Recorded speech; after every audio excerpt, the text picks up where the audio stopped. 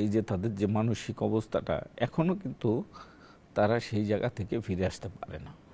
লাখ লাখ নেতাকর্মী এই ফ্যাসিস্টদের বিরুদ্ধে যুদ্ধ করতে গিয়ে কোনো না কোনোভাবে সে নির্যাতিত হয়েছে। আপনি যে এমপি হবেন, আপনাকে তরুণরা কেন ভোট দেবে? তরুণদের সাথে আপনাদের কানেক্টিভিটিটা কি হচ্ছে কিনা? জনগণ কি চায় সেটা কিন্তু আমাদের পার্টির চেয়ারম্যান কিন্তু 100% ধারণ করে। আমন্ত্রণ জানাচ্ছি আমাদের আজকের সোজা সাপটে। আমি নূরে আলম আছি আপনাদের সাথে। চলমান রাজনীতি সহ নানা বিষয় নিয়ে কথা বলার জন্য আমাদের সাথে আছেন বিএনপির সহ গণশিক্ষা বিষয়ক সম্পাদক আনিসুর রহমান খোকন। আমরা সরাসরি চলে যাচ্ছি আনিসুর রহমান খোকনের কাছে। খোকন ভাই, আপনাকে অসংখ্য ধন্যবাদ আমাদেরকে সময় দেওয়ার জন্য। আপনি নিশ্চয়ই সাম্প্রতিক সময়ে দেয়া বিএনপির ভারপ্রাপ্ত চেয়ারম্যান তারেক রহমানের বিবিসি বাংলার সাক্ষাৎকারটি পড়েছেন এবং সেখানে তার সাক্ষাৎকারটি আমরা দেখছি যে মানুষ খুবই প্রশংসা করছে, একদম খুবই চমৎকারভাবে, এবং তরুণ প্রজন্ম যেটি শুনতে চায় সেটিই তিনি বলছেন।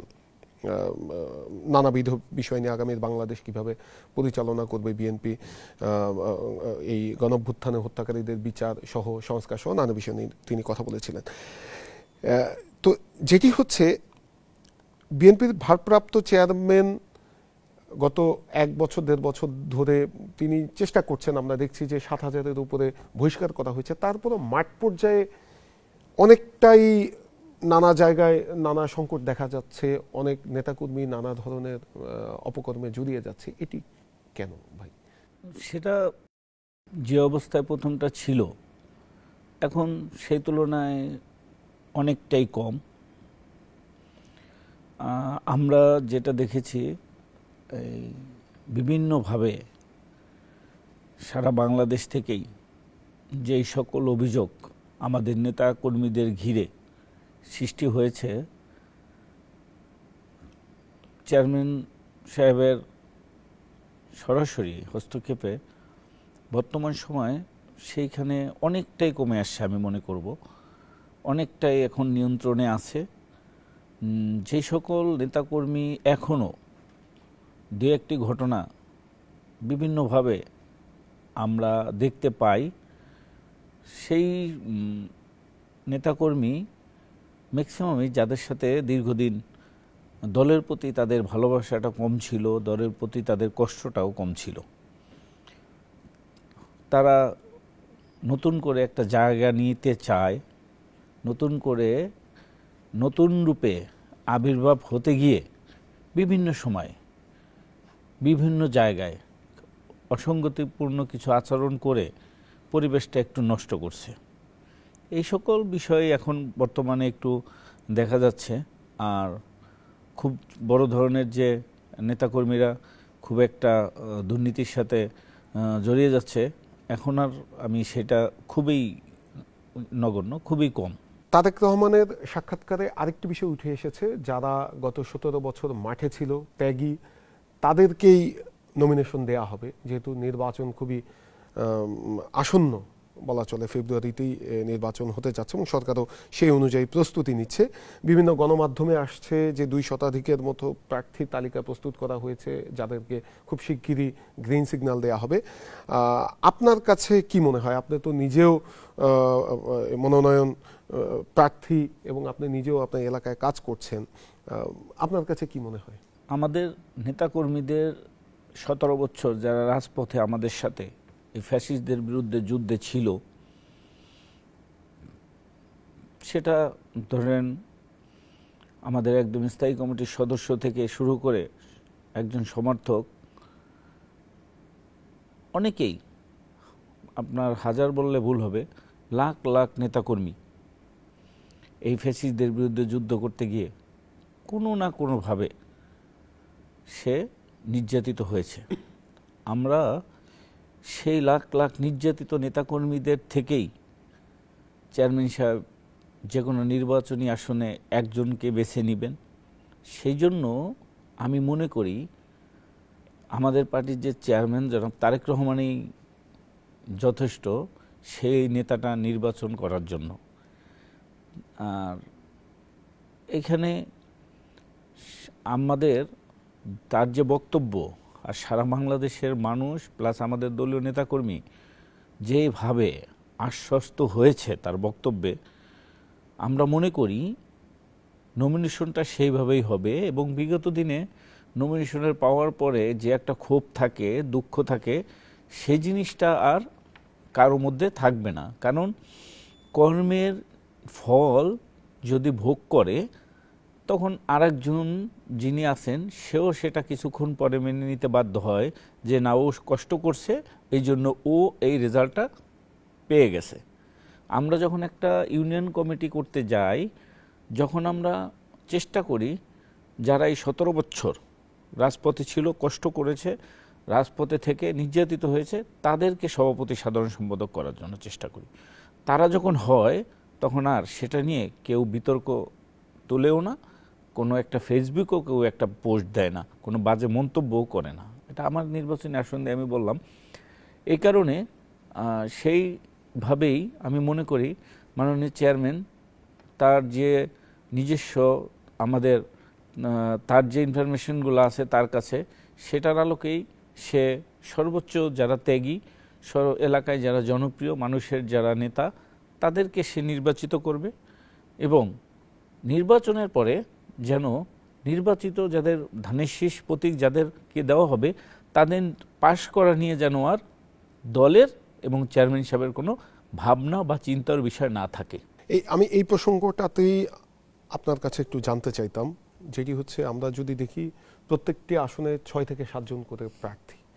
এখন দেখা যাচ্ছে যে সেখান থেকে একজনকে মনোনয়ন দেওয়া হবে, বাকি 6 জন কি তাকে সহায়তা করবে, অথবা এইটা কি নিয়ন্ত্রণ করা যাবে? আমরা তো মাঠ পর্যায়ে রাজনীতিতে অনেক সময় দেখি যে আমি বলি এখানে হয় কি, আপনার রাজনীতি আর মাস পিপলের কাছে জনপ্রিয়তা, এটা মানে এক জিনিস না। এই দুইটার সমন্বয় হলো নির্বাচিত যে যারা প্রতিনিধি হবে নির্বাচনে, তাদের এই দুইটার সাথে একটা সমন্বয় আছে। ধরেন আমাদের কিছু নেতা আছে, তারা ধরেন রাজনীতিতে খুব অ্যাক্টিভ, ত্যাগ আছে, শ্রমও আছে অনেক, কিন্তু মাঠ পর্যায়ে খুব একটা তারা প্রভাব ফেলতে পারে না, মানে মানুষের সাথে তাদের সম্পর্কটা খুব কম। তো সে হয়তো আশা করতেছে যে আমি এত কষ্ট করলাম, আমার দল আমাকে দেখবে, কিন্তু জনপ্রিয়তার বিষয়টা দলে এবং দলের বাইরে সাধারণ মানুষ কিভাবে নিল কোন নেতাকে, সেই বিষয়টাও নির্বাচনের ক্ষেত্রে ভাবার বিষয় আছে। এই দুইটার সমন্বয়ে যখন একজন প্রার্থী নির্বাচিত হবে আমাদের চেয়ারম্যানের দৃষ্টিতে, তখন হয়তো অন্যরা মনে করতে পারে আমি একটু বড় নেতা, আমি কেন পেলাম না। তো সেই জিনিসটা আমাদের পার্টি ব্যাখ্যা দিবে তাকে, সে কেন নির্বাচিত হলো না। তাকে ডাকা হবে, সেটি তো ব্যাখ্যা দিল, তাকে ডাকা হবে, তাকে বোঝানো হবে যে আমরা নির্বাচনে, আমি যে জিনিসটা বুঝি যে নির্বাচনে যে প্রার্থী হবে ধানের শীষের, তাকে নিয়ে যেন দল এবং আমার যে চেয়ারম্যান তাকে নিয়ে যেন ভাবতে না হয়, সে যেন সে নিজের যোগ্যতাই যেন মানুষের ভালোবাসা অর্জন করে নির্বাচিত হয়ে আসতে পারে। না, আমি যেটা জানতে চাচ্ছিলাম, দল তো একটা ব্যাখ্যা দিবেই। এখন বিএনপি অনেক বড় দল, বিএনপির তো আসলে প্রত্যেকটি আসনে যারা রাজনীতি করে তারা চায় যে সেই আসন থেকে সে প্রার্থী হবে, তাকে মনোনয়ন দেওয়া হবে। তা আমরা সচরাচর যেটি দেখি, অনেক সময় যেটি দেখি যে 5-6 জন প্রার্থী থাকলে একজনকে মনোনয়ন দিল, বাকি 5 জন দেখা যাচ্ছে যে একজোট হয়ে তার বিপক্ষে কাজ করা শুরু করেছে। এই বিষয়টা আমি আসলে জানতে চাচ্ছি যে এরকম অভিজ্ঞতা হবে কিনা, কারণ বিএনপি অলরেডি কিন্তু আপনার হচ্ছে ঘোষণা করেছে যে ধানের শীষে যাকে প্রার্থী দেওয়া হবে তার বিপক্ষে যদি কেউ কাজ করে তাহলে তাকে বহিষ্কার করা হবে। অলরেডি এরকম একটি সিদ্ধান্তের কথা আমরা গণমাধ্যমে দেখেছি। আপনার কাছে কি মনে হয়?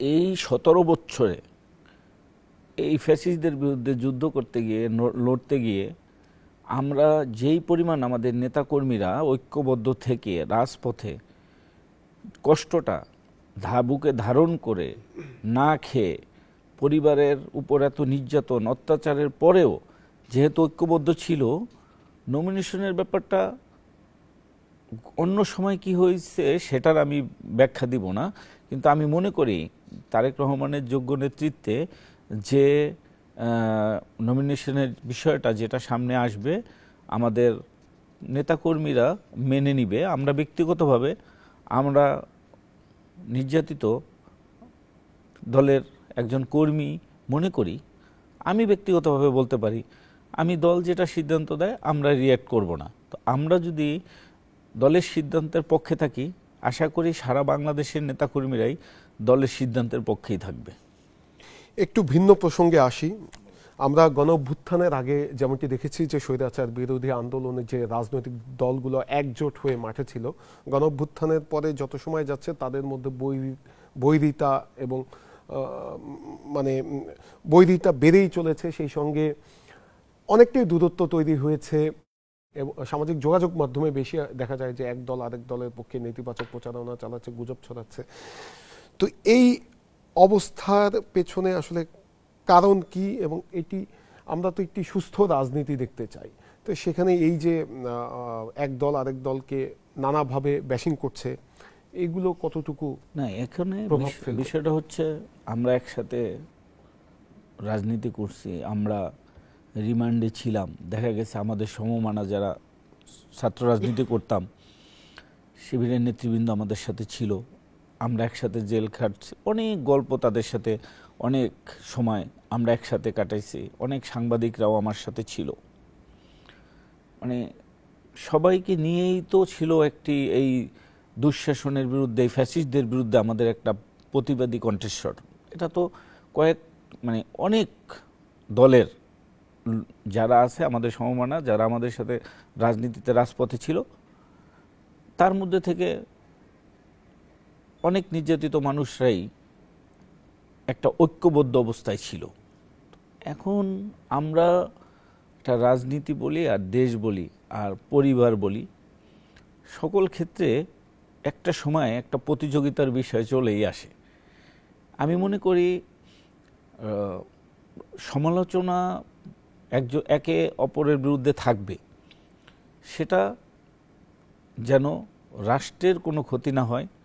গণতন্ত্র, স্বাধীনতা, যার জন্য আমরা এত যুদ্ধ করলাম, গুম ছিলাম, পরিবারের অনেক ক্ষতি হয়ে গেছে, তারপরে দীর্ঘদিন এত কষ্ট, আর যারা শহীদ হলো, যারা গুম থেকে এখনো ফিরে আসলো না, সেই পরিবার এবং শহীদদের রক্তের প্রতি শ্রদ্ধা ভালোবাসা রেখে মানে এমন কোনো বিরোধে আমরা যেন লিপ্ত না হই, যেন আমাদের মধ্যে এমন কোনো বিভেদ না হয় যেটা আমাদের দেশের জন্য ক্ষতি, গণতন্ত্রের জন্য ক্ষতি, এই স্বাধীনতার জন্য হুমকি আসে। আমরা কিছু সময় আমরা লক্ষ্য করছি যাদেরকে আমরা আমাদের বিরোধী রাজনীতি এখন মনে করছি, এক সময় একসাথে পলিটিক্স করতাম, কেন যেন নির্বাচনকে সামনে রেখে ক্ষমতার স্বাদ নেওয়ার জন্য কিছু কিছু নেতা খুব বেপরোয়া হয়ে গেছে। তাদের মুখের ভাষা এবং তাদের যেভাবে মানে ধর্মকে ব্যবহার করে মানুষের সেন্টিমেন্টকে মানে পুঁজি করা, এগুলো আসলে বাংলাদেশের মানুষ বর্তমান সময় সেটা ভালোভাবে নিচ্ছে না। রাজনীতি প্রতিযোগিতা থাকবে, সেটা রাজনীতির মাঠে থাকবে, ভোটের রাজনীতি থাকবে ভোটের মাঠে, গ্রামে গ্রামে মানুষের পাড়া মহল্লায় নির্বাচনী সাউন্ড থাকবে, প্রতিযোগিতা থাকবে, প্রার্থীদের নিয়ে আলোচনা করবে ভোটাররা, কোন প্রার্থী কেমন, কে কতটুকু ভালো করবে এলাকার জন্য, সেটা ভোটারদের মাঝে সেটা আলোচনা হতেই থাকবে এখন থেকে। কিন্তু আমরা নিজেরা যদি সমালোচনা করে আমাদের ইমেজ ক্ষুণ্ণ করি, আমাদের মতো যারা নেতা আছে আমরা যদি আমাদের সমালোচনা করি, তাহলে তো আমরাই নিজেরাই লজ্জিত হই মানুষের কাছে, ভোটারদের কাছে, আর দেশের মধ্যে যে রাজনীতিক একটা ক্রাইসিস সৃষ্টি হয়, সেইখানে গণতন্ত্র, স্বাধীনতা, দেশ সব কিছুই পিছিয়ে যাবে সেই রাজনীতি হানানিতে। একটু ভিন্ন প্রসঙ্গে আসি, যেটি হচ্ছে আপনি নিজে ছাত্র রাজনীতি করেছেন, জগন্নাথ বিশ্ববিদ্যালয়ের ছাত্রদলের সাধারণ সম্পাদক ছিলেন, পরবর্তীতে বাংলাদেশ জাতীয়তাবাদী ছাত্রদলের কেন্দ্রীয় কমিটির যুগ্ম সাধারণ সম্পাদক, সাংগঠনিক সম্পাদক ছিলেন। আপনার কাছে কি মনে হয় যে আপনি তো ছাত্রদের সাথে কাজ করেছেন, এখন বিএনপি করছেন, এই যে গত 17 বছর একটা পুরো জেনারেশন ভোট দিতে পারেনি, আমরা যে ভোটের হিসাবগুলো করি সেগুলো করি আমরা হচ্ছে 2001, 2008-এও তো 2008-এর নির্বাচন দিয়ে, যদিও বা সেই নির্বাচন নিয়েও প্রশ্ন আছে। তো এরপরে একটা বড় জেনারেশন যাদের জন্ম 2001, 2, 98, 99, তারা কিন্তু এখন পর্যন্ত ভোট দিতে পারেনি। এই জেনারেশনে তো বিপুল সংখ্যক ভোটার আছে যারা নতুন ভোটার।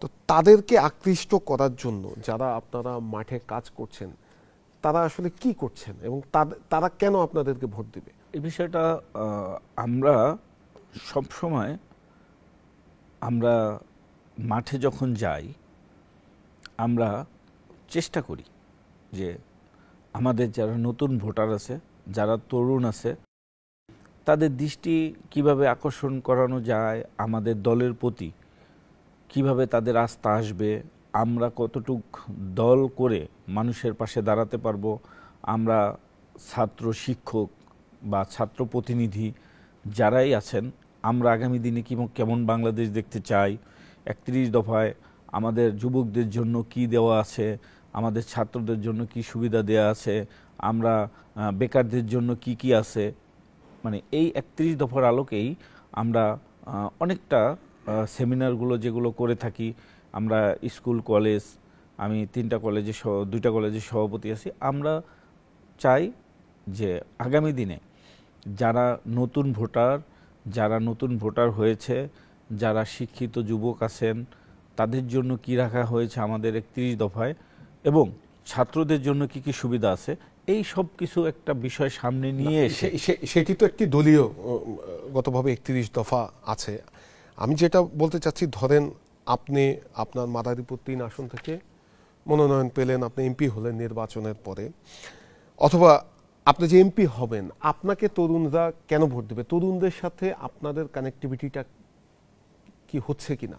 এই যে 18 থেকে 25 এই বয়সী ছেলেদের জন্য মানে তাদের ডেভেলপমেন্টের জন্য আপনারা কি করবেন? আমরা বর্তমানে ধরেন আমরা কিভাবে আপনি কি আমাদের ছাত্ররা কিভাবে বর্তমান সময় কিভাবে খেলার মাঠ পাবে, কিভাবে ছাত্ররা খেলার মাঠে ফিরে আসবে, কিভাবে তারা প্রযুক্তিগত দিক দিয়ে তারা কিভাবে আগে আসবে, তারা ক্ষুদ্র যারা চাকরি করতে না চায়, যারা ছোটোখাটো বিজনেস করতে চায়, তারা কিভাবে ক্ষুদ্র কুটির শিল্পের মাধ্যমে কিভাবে মানুষকে মানে শ্রেণীর মানুষকে সাথে নিয়ে এই শিক্ষিত যুবকরা কিভাবে আগামীতে পথ চলবে, সেই জন্য আমার যেটা প্রতিশ্রুতি হয়েছে আমার নির্বাচনী আসনে, আমরা নির্বাচিত হলে দল এবং আমি নির্বাচিত হলে আমার মাদারীপুরে আমরা সর্বোচ্চই আমরা কৃষি জমির উপরে আমরা নির্ভরশীল। আমি চাই ঢাকার সাথে আমাদের একটা দূরত্বটা অনেকটা কমে আসছে, ঢাকা থেকে মাদারীপুর আমরা চাই ছোটোখাটো শিল্প গড়ে তুলে পুরা মাদারীপুর জেলাটাকে একটা শিল্পনগরী হিসাবে আমি গড়ে তুলব, যাতে আমাদের যারা মেধাবী এবং শিক্ষিত যুবকরা আছে তারা যেন এই শিল্প খাতে চাকরি এবং বিজনেস দুইটারই করার সুযোগ পায়। আরেকটা ব্যাপার হচ্ছে, তরুণরা তো অনেকটাই রাজনীতিতে পরিবর্তন দেখতে চায়। যেমন আমরা বিগত সময়ে যেটি দেখেছি যে এক দল আরেক দলকে নানাভাবে ব্যাশিং করছে, এই মানে নেতাদের বক্তব্য নিয়েও কিন্তু এখন হচ্ছে একটা এখনকার যে জেনারেশন বলা চলে যে জুলাই গণঅভ্যুত্থানটা যারা ঘটিয়েছে একদম স্কুল কলেজের শিক্ষার্থীরা, সে সঙ্গে রাজনৈতিক দলগুলোও ছিল, গণমানুষের আন্দোলন হয়েছে, বিশেষ করে স্কুল কলেজের শিক্ষার্থীরাও কিন্তু এই মুভমেন্টে একদম সম্মুখ সারিতে ছিল। তো তারা যে পরিবর্তনটা দেখতে চায়, রাজনীতির পরিবর্তন, রাজনীতিবিদদের মুখের ভাষার পরিবর্তন, তো সেই পরিবর্তনের দিকে আপনারা কতটুকু এগোতে পারছেন বলে আপনারা মনে করেন? আমি মনে করি আমরা আমাদের দলের চেয়ারম্যান জনাব তারেক রহমান, তিনি তার যে কথা এবং আপনারা এবং বাংলাদেশের মানুষ যারা যুবক ছাত্র সবাই শোনে। আমি মনে করি সকল যারা রাষ্ট্রনায়ক ছিল, দেশ পরিচালনা করেছেন, তারেক রহমান বর্তমানে যে তার বক্তব্য এবং তার যে আগামী দিনের স্বপ্ন, সেই স্বপ্ন এবং তার বক্তব্যের সাথে আমাদের ছাত্ররা, আমাদের যুবকরা আশাবাদী হবে এবং আস্থা রাখতে পারবেন বলেই আমি মনে করি। না, তারেক রহমানের বক্তব্য নিয়ে গত এক বছরের বেশি সময়ে তার কোনো বক্তব্য নিয়ে এখন পর্যন্ত কোনো সমালোচনার সৃষ্টি হয়নি, এবং তার সে যে কয়েকটি বক্তব্য দিয়েছে সবাই ভালোভাবেই নিয়েছে। আমি বলছি যে তারেক রহমান যে পালসে কথা বলে সেই পালসটা মাঠ পর্যায়ের নেতাকর্মীরা কতটুকু ধরতে পারছে?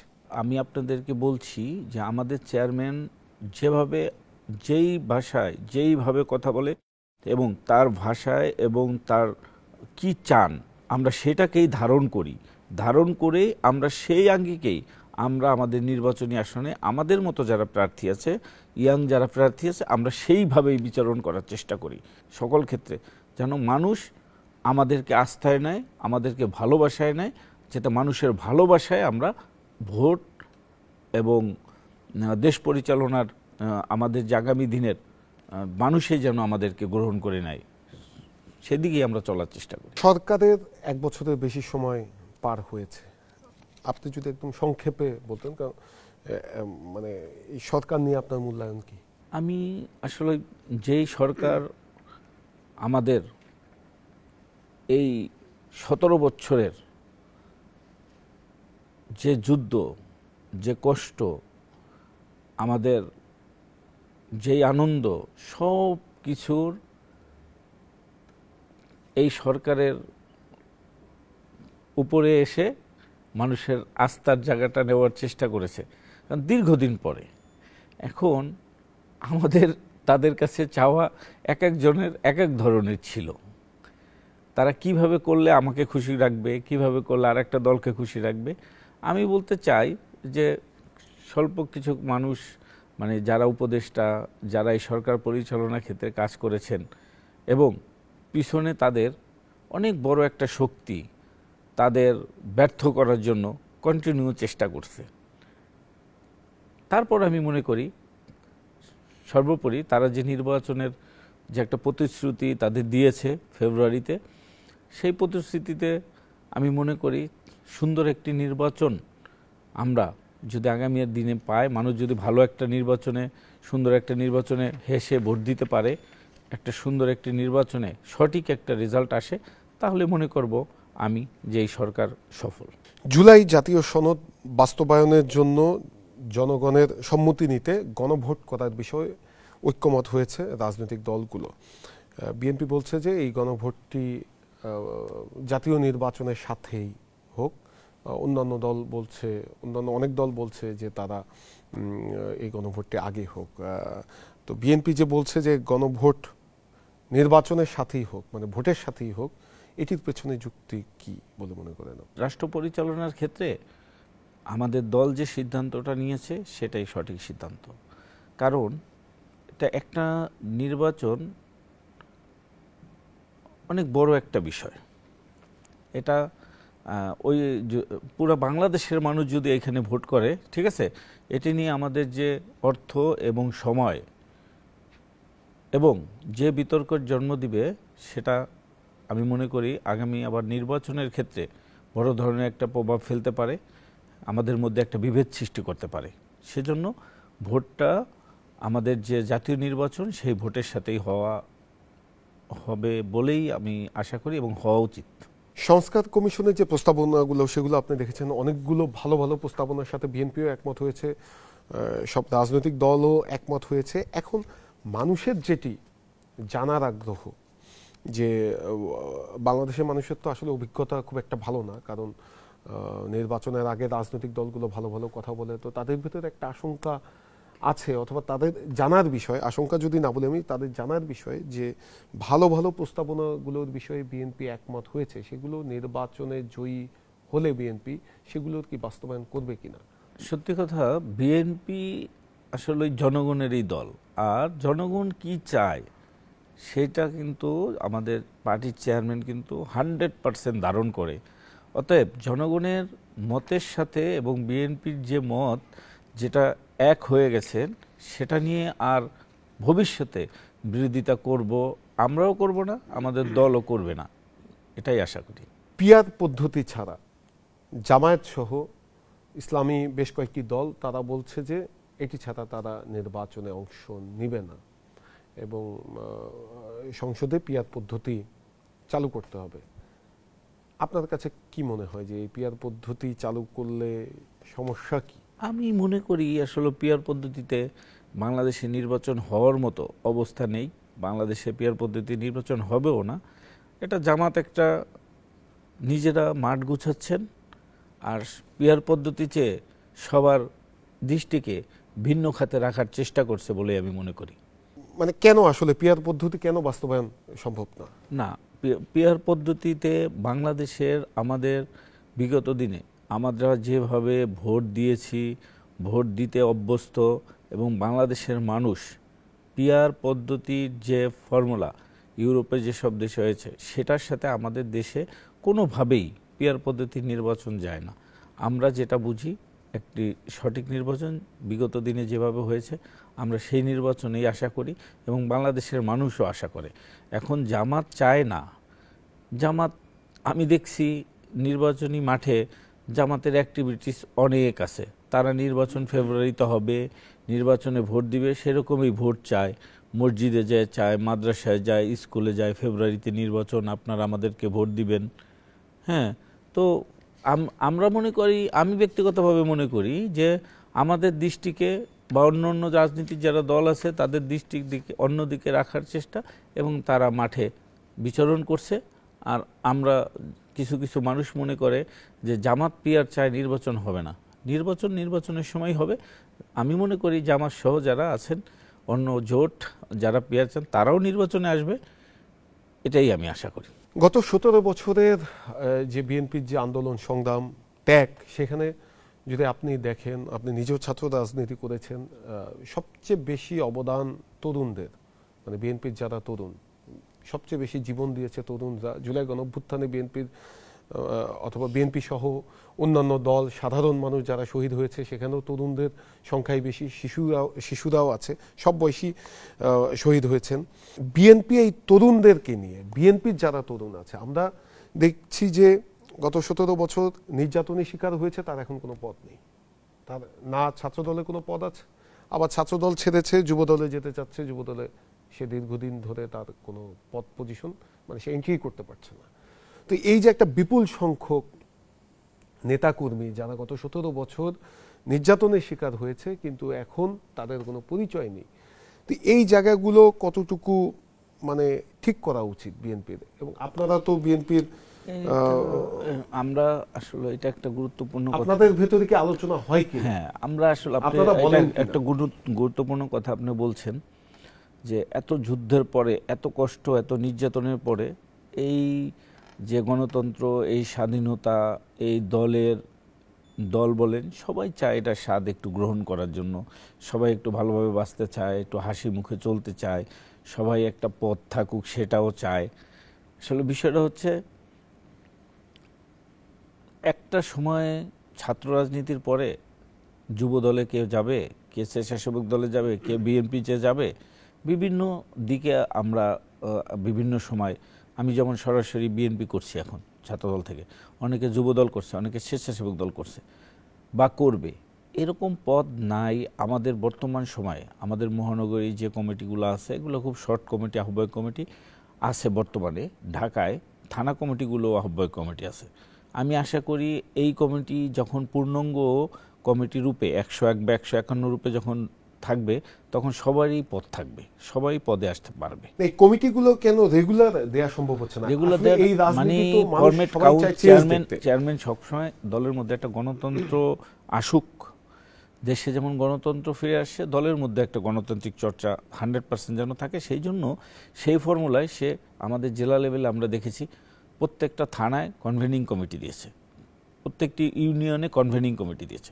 সেই কনভেনিং কমিটি থানা, ইউনিয়ন কমিটিগুলো কাউন্সিল করে পূর্ণাঙ্গ কমিটি হয়েছে। আবার এই ইউনিয়ন কমিটি কাউন্সিল করে থানা কমিটি যখন কাউন্সিল হয়েছে, এই ইউনিয়ন কমিটির প্রতিনিধিরা থানাকে ভোট দিয়েছে, থানা তখন আবার পূর্ণাঙ্গ কমিটি হয়েছে। আবার থানাগুলো যখন পূর্ণাঙ্গ হয়েছে, সেই থানা কমিটির সকল সদস্যদের ভোটেই আবার জেলা কমিটি পূর্ণাঙ্গ হয়েছে, পূর্ণাঙ্গ কমিটি হয়েছে। সকল কনভেনিং কমিটি 3 মাস 6 মাসের মধ্যে পূর্ণাঙ্গ কমিটিতে রূপ নিয়েছে। ঢাকার বাইরে আপনি জেলাগুলো দেখবেন, প্রথম কনভেনিং কমিটি হয়েছে, কনভেনিং হওয়ার পরে এখন সব জেলায় নির্বাচিত পূর্ণাঙ্গ কমিটি যেমন আহ্বায়ক কনভেনার, জয়েন্ট কনভেনার বা সদস্য সচিব ছিল, এখন সভাপতি, সাধারণ সম্পাদক সহ ভাইস প্রেসিডেন্ট সহ 151 এক সদস্য বিশিষ্ট কমিটি হয়েছে। এটা হয় কি, মানে কনভেনিং কমিটি একটা স্ট্রাকচার, সেইখান থেকে পূর্ণাঙ্গ কমিটি যখন পুরো ভোটের মাধ্যমে 1700-1800 ভোটাররা ভোট দেয়, একটা জেলা প্রতিনিধি সৃষ্টি করে, তখন দলের মধ্যে একটা প্রতিযোগিতা আসে, তারপরে নেতা নির্বাচনের ক্ষেত্রে মানে সঠিক একটা পদ্ধতিও আসে এবং নেতাও ভালো নির্বাচিত হয়। এভাবেই সকল জেলার আমাদের বিএনপির কমিটিগুলো হয়েছে বর্তমান সময়ে। এইভাবেই ছাত্রদল যুবদলের কমিটিও সেটাই চেয়ারম্যান সাহেব চাচ্ছে যে এরকম কনভেনিং কমিটি থেকে তারপরে নির্বাচনের মাধ্যমে পূর্ণাঙ্গ কমিটিতে রূপ নিক। এই জন্যই হলো শর্ট করে কনভেনিং কমিটিগুলো দেওয়া। এই কনভেনিং কমিটি জেলা প্রতিনিধি, সে থানা ইউনিয়ন যারা ওয়ার্ড আছে, ওয়ার্ড প্রতিনিধিরা মহানগর কমিটি করবে, আবার ঢাকার বাইরে ইউনিয়ন কমিটিগুলো থানা কমিটি করবে, থানা কমিটি আবার ভোটে জেলা প্রতিনিধি নির্বাচিত হবে। তাইলে হয় কি, নেতাকর্মীদের মধ্যে বিতর্কটা ওইখানেই কমে যায়, নির্বাচিত প্রতিনিধি সকলে মেনে নেয়। আর সিলেকশন করে ঢাকা থেকে যখন কমিটি যদি আমরা পাঠাই দেই, সেই ক্ষেত্রে দেখা যায় অনেকে মনক্ষুণ্ণ হয়, নিজেদের ভোটে হারা জিতা সব নিজেদের হয়। সেইখানে গণতন্ত্র বা দলের মধ্যে দলের প্রতি আন্তরিকতা, তারপর নেতার গ্রহণযোগ্যতা সব কিছুর একটা সুন্দর সমন্বয় হয়ে নেতাটা ভালো নির্বাচিত হয় এবং মানুষের কাছে গ্রহণযোগ্য হয়, দলের কাছেও তার ভাবমূর্তি ভালো থাকে।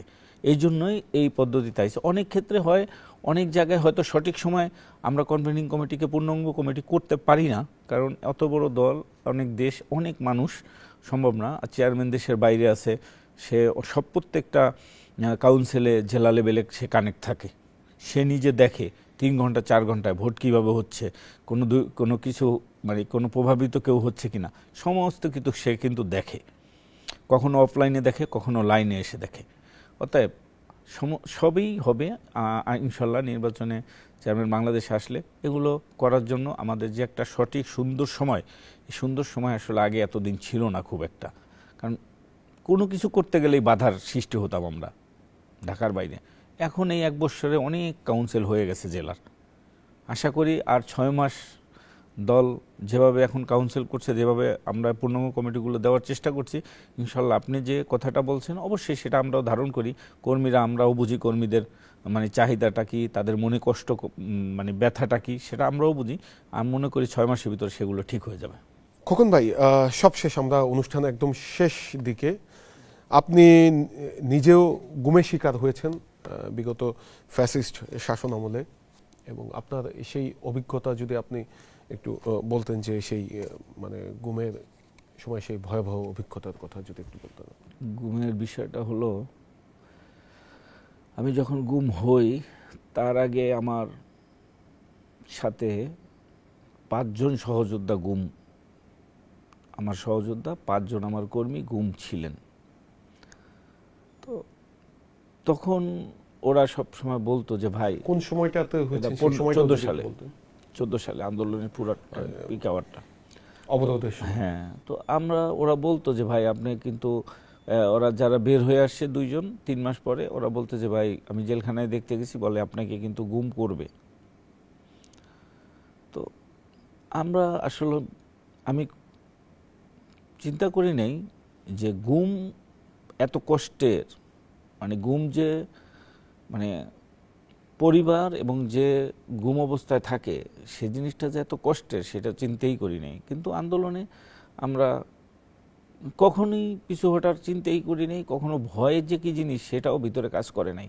কিন্তু যখন আমি গুম হই, যখন আমাকে প্রথম আমার গাড়ি থেকে নামার পরে আবার গাড়িতে বসে কালো কাপড় বাঁধে, পিছনে হ্যান্ডকাপ পরায়, যখন ওদের গাড়িতে তুলে আমাকে নিয়ে যায়, যখন চোখটা 2টা কালো কাপড়ে বন্ধ করে, তখন আসলে সত্যি কথা আমার যখন সন্তানদের কথা, ছোট বাচ্চাদের কথা মনে হলো যে আমি তখনই মনে হয়েছে যে আর কখনো কোনো দিন সন্তানদের কাছে ফিরে যাব কি না। সেই যে কষ্ট শুরু, 4 মাসের মতো ছিলাম, সে কষ্টের কোনো শেষ নাই। কারণ একটা মানুষ, যারা গুম ছিল তারাই জানে, একটা মানুষ 4 মাস খালি গায়ে থাকা, খালি ফ্লোরে থাকা, ফ্যান লাইট ছাড়া থাকা, আপনার গোসল ছাড়া থাকা, 3 দিন পরে পানি না খেয়ে থাকা, আপনার খাবার জন্য ঘন্টার পর ঘন্টা অপেক্ষা করা, মানে মানুষ তো মানে আপনি মানে কতটা প্রেশার নেওয়া যায়, মানে কতটা কষ্ট। তারপরে যে নির্যাতনের 15টা দিন ছিল ওদের, তখন তো আমাদের চেঞ্জ ছিল না, ঘাড়ে একটা ইঞ্জেকশন দিত, মুখে একটা লিকুইড দিত, সেটা একটু পানি জাতীয় টক। তখন মানে চেঞ্জ থাকতো না, মনে হইতো যে আমি শূন্যের রূপে ভাসছি বা সহযোদ্ধাদের সাথে আছি। মানে অনেক কষ্ট, বাম্পাটা ভেঙে ফেলছে, হাড়টা ভেঙে ফেললো। আর মানে পানি খাওয়ার কথা একটা গল্প আমি আপনাদেরকে বলি। ধরেন আমার একদিন সেন্স আসছে, যখন মনে হয়েছে পানি, আমি চিৎকার করতেছি পানি খাবো, মানে আমার পানি আর পাচ্ছি না, পানি দিচ্ছে না। তো হঠাৎ করে আমার যখন সেন্স আসলো, মনে হলো যে আমি বাথরুমে যাই, বাথরুমের কথা বলি, তাইলে হয়তো পানি খেতে পারবো। তো আমি ওদের বলার পরে আমাকে বাথরুমে নিল, নেওয়ার পরে আমার পিছনে হ্যান্ডকাপটা খুলে দিল। আমার হাতটা মনে হয় 5 দিন পরে আমার হাতটার সামনে আসতে ছিল না, হাতের এইখানে হ্যান্ডকাপ, ওই যে এখনো পচা দাগ আছে। তো একদমই হাতটা পচে গেছে। তো আমি আমার পিছন থেকে এভাবে কাপড়টা খুলে দিল, কালো কাপড়। আমি বাথরুমে ঢুকলাম, ওরা দরজাটা ওরাই টাইনা রাখলো, বললো সিট কেন লাগানো যাবে না। আমি যখন বাথরুমে ঢুকে হাত চলে না, অনেক কষ্টে বাথরুমের কলটা খুললাম, খুলে দেখি কলে কোনো পানি নেই। তখন এমন মনে কষ্ট লাগলো, মনে হলো যে মানে সাথে সাথে মানে চিৎকার করে মনে হয় কান্না আসলো, যে মানে কলে পানি নাই। তখন আমি একটা ড্রাম ছিল, ড্রামের ভিতর দেখি একটু পানি রাখা আছে, শ্যাওলা পড়ে আছে, একটা মগ দেয়া আছে। তো আমি কষ্ট করে হাতে এভাবে ধরে, কোনো রকম, হাতে তো কোনো শক্তি পাচ্ছি না, এভাবে ঢাললাম। ঢালার পরে অনেকগুলো পানি পড়ে গেল, কিছুটা পানি সেই মগটা ভিতর পড়লো। তো ওই পানিটা আমি অনেক ভক্তি করে, মনে হয় ওই মগের ভিতর যে শ্যাওলা পড়া পানিটা আমি খাওয়ার পরে মনে হলো যে আমি নতুন করে আবার জীবনটা ফিরে পেলাম। সেই ড্রাম থেকে সেই পানিটা বাথরুমের মগে করে নিয়ে খাওয়ার পরে মনে হলো যে আমি নতুন করে একটা আবার জীবন ফিরে পেলাম। আর সেইখানে ধরেন কষ্ট, অনেক কষ্ট, সেটা নিজেদের মতো করে বাঁচার যে একটা যন্ত্রণা, সেটা ওইখানে সহ্য করে এসে পরিবারের কাছ থেকে যেই সকল গল্প, তাদের কষ্টের কথা যখন শুনলাম, তখন মনে হলো আমার থেকে এই 4 মাস আমার পরিবারের সদস্যরা অনেক বেশি কষ্টে ছিল। আমার বাচ্চা, বড় মেয়ে, ছোট মেয়ের বয়স তখন 6 মাস, বড় মেয়ের বয়স 4 বছর। তার সাথে পাশের বাসার একটা ছেলে খেলতে আসতো। একদিন যখন আসছে, সে বলছে আমি খেলবো না। বলছে কেন খেলবা না? বলে না, আমার খেলতে ভালো লাগে না, আমি খেলবো না। কয় না কেন, খেলো না। বলে যে আমার বাবা মারা গেছে, তো এই জন্য আমার মনটা ভালো নেই। তো ধরেন আমাদের 4 বছরের বাচ্চার উপর সেই প্রভাবটা পড়েছে। ও মনে করেছে যে আমার বাবা বেঁচে নাই। এই যে কষ্ট তাদের। আমার স্ত্রীকে একদিন নরসিংদী থানা থেকে ফোন দেওয়া হয়েছে, আপনার হাজবেন্ডের নাম আনিসুর রহমান? বলে হ্যাঁ। দেখতে এমন? বলছে হ্যাঁ। সরাসরি বলছে যে আপনার হাজবেন্ডের লাশ আমাদের থানায় নিয়ে যান। তখন আমার ওয়াইফের হাত থেকে ফোনটা পড়ে সে সেন্সেস হয়ে কিছুটা সময় ফ্লোরে পড়েছিল। মানে এই যে তাদের একটা কষ্ট, এই যে তাদের যে মানসিক অবস্থাটা, এখনো কিন্তু তারা সেই জায়গা থেকে ফিরে আসতে পারে না। আর আমি যখন গুম হওয়া পরিবারের সাথে মিশি, তাদের সাথে চলি, তাদের সাথে কথা বলি, যেসব অনুষ্ঠানে আমি যাই, তখন আমার মনে হয় যে যারা এখনো আসে নাই, এই সন্তানগুলো, আমার বাচ্চারা তো 4 মাস, আমার স্ত্রী, আমার বাবা মা 4 মাসের জন্য এই কষ্ট। আর তাদের তো 14 বছর হয়ে গেল। তারা 14 বছর কিভাবে আছে এই স্বজনদের ছাড়া? তারা প্রতিটা সময় সেই তাদের পরিবারের সদস্য, কারো বাবা, কারো ভাই, কারো সন্তান, তারা কিন্তু 14 বছর যাবত অপেক্ষা করছে। আমরাও আশা করছিলাম 5 তারিখের পরে অনেককে হয়তো আমরা এই গুমের ঘর থেকে, আয়না ঘর থেকে ফেরত আনতে পারবো, কিন্তু সত্যিকার অর্থে এখনো কিন্তু কোনো সঠিক কোনো তথ্য আমরা তাদের সম্বন্ধে এখনো পাই নাই। এটা অনেক দুঃখজনক, যে তারা কোথায় আছে, কিভাবে আছে, এবং যারা করছেন সেই জেনারেল জিয়ারাও জীবিত আছেন, বেনজিরাও জীবিত আছেন, সেই সকল অফিসাররাও এখনো বেঁচে আছেন। কিন্তু আমরা কিন্তু আমাদের সেই গুম হওয়া পরিবারদের আমরা কিন্তু সঠিক যে তথ্যটা, তারা কোথায় আছে, কিভাবে আছে, তারা আছে কিংবা নাই, তাদের পরিবারের কাছে যে একটা সঠিক তথ্য দেওয়া উচিত, তাদের সান্ত্বনার জন্য হইলো একটা কিছু করা উচিত, সেই জিনিসটা কিন্তু এই 1 বছরে আমরা পাই নাই। এটা এখন আমরা নির্বাচন করছি, আমরা যার মতো করে আনন্দ করছি, কিন্তু যাদের জন্যই স্বাধীনতা, যাদের কষ্টে অর্জিত এই আগামী দিনের স্বপ্ন, যারা আমাদেরকে স্বপ্ন দেখাইলেন, আমরা যেন তাদের কথা ভুলে না যাই, তাদের যেন আমরা পাশে থাকি, সেই পরিবারের মুখে যেন আমরা হাসি ফুটাই, এটাই আমার প্রত্যাশা দেশের কাছে, আমার দলের কাছে এবং এই জাতির কাছে। ধন্যবাদ সবাই। প্রত্যেকটি গুমের ঘটনার সুষ্ঠু তদন্ত এবং এর সাথে জড়িত যারা আছে তাদের দৃষ্টান্তমূলক শাস্তির ব্যবস্থা হোক, এমনটাই চাওয়া। খোকন ভাই, আপনাকে অসংখ্য ধন্যবাদ আমাদেরকে সময় দেওয়ার জন্য। চলমান রাজনীতি সহ নানা বিষয় নিয়ে আমাদের সাথে কথা বলছিলেন বিএনপির সহ গণশিক্ষা বিষয়ক সম্পাদক আনিসুর রহমান খোকন।